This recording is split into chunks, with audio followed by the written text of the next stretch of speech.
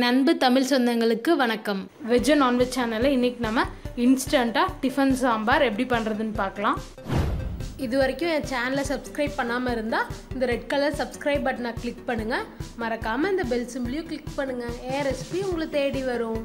நான் இன்றைக்கி அரைக்கப் அளவுக்கு துவரம்பருப்பு, அரைக்கப் அளவுக்கு பாசிப்பருப்பு ரெண்டும் எடுத்திருக்கேன். ரெண்டும் சேர்த்து நம்ம சாம்பார் செய்யும்போது சாம்பார் நல்லா டேஸ்ட்டாக இருக்கும். அப்படி விருப்பம் இல்லாதவங்க வெறும் துவரம்பருப்பு மட்டும் கூட யூஸ் பண்ணிக்கலாம். ஒரு 10 நிமிஷம் ஊற வச்சுட்டு அப்புறம் நல்லா வாஷ் பண்ணி எடுத்துட்டேன். இப்போ இதில் தேவையான அளவுக்கு மஞ்சள் தூள், அப்புறம் தேவையான அளவுக்கு தண்ணி, கொஞ்சமாக எண்ணெய். இப்போ இதை மூடி 3-4 விசில் வரைக்கும் விட்டு எடுத்துக்கலாம். நெல்லிக்காய் அளவுக்கு புளி ஊற வச்சுருக்கேன். இதையும் கரைச்சி ரெடி பண்ணி வச்சுக்கலாம். பாருங்கள், பருப்பு நல்லா வெந்துடுச்சு. இப்போ ஒரு கரண்டி வச்சு இதை நல்லா மசிச்சு விட்டுக்கலாம். இப்போ சாம்பார் எப்படி பண்ணுறதுன்னு பார்க்கலாம். பேன் வச்சு 3 டீஸ்பூன் அளவுக்கு எண்ணெய் ஊற்றிருக்கேன். அதில் கொஞ்சமாக கடுகு சேர்த்துக்கலாம். இது கூடவே 1/4 டீஸ்பூன் குறைவாக வெந்தயம் சேர்த்துக்கலாம்.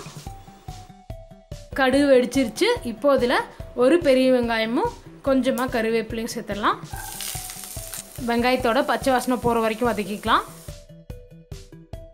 வெங்காயம் நல்லா வதங்கிருச்சு. இப்போது ஒரு தக்காளியை சின்ன சின்னதாக கட் பண்ணி வச்சுருக்கேன், சேர்த்துடலாம்.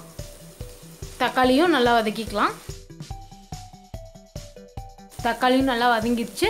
இப்போ அதில் சாம்பார் பொடி சேர்த்துக்கலாம். நான் இன்றைக்கி 3 டீஸ்பூன் சாம்பார் பொடி சேர்க்குறேன். ஒரு வாட்டி மிக்ஸ் பண்ணி விட்டுருங்க. இது கூட நம்ம ரெடி பண்ணி வச்சுருக்க பருப்பு சேர்த்துடலாம். கூடவே கரைச்சி வச்சுருக்க புளி தண்ணி. இப்போ இதை எல்லாத்தையும் நல்லா மிக்ஸ் பண்ணி விட்டுருங்க. சாம்பார் திக்காக இருக்கனால கொஞ்சமாக அதில் தண்ணி சேர்த்துக்கலாம். கூடவே தேவையான அளவுக்கு உப்பு. இப்போ இதை நல்லா மிக்ஸ் பண்ணி விட்டுடலாம். இது நல்லா கொதித்து புளியோட பச்சை வாசனைலாம் போகட்டும். சாம்பார் நல்லா கொதித்து திக்காயிடுச்சு. இப்போ இதில் ஃபைனலாக கொஞ்சமாக பெருங்காயம் சேர்த்துக்கலாம். கடைசியாக பெருங்காயம் சேர்த்தா சாம்பார் நல்லா வாசனையாக இருக்கும்.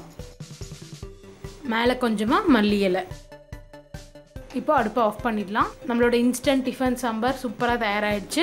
இந்த ரெசிபியை உங்கள் வீட்டில் கண்டிப்பாக ட்ரை பண்ணி பார்த்துட்டு எப்படி இருந்ததுன்னு எனக்கு கமெண்ட்டில் போடுங்க. மறக்காமல் வெஜ் அண்ட் நான்வெஜ் சேனலை சப்ஸ்கிரைப் பண்ணுங்கள்.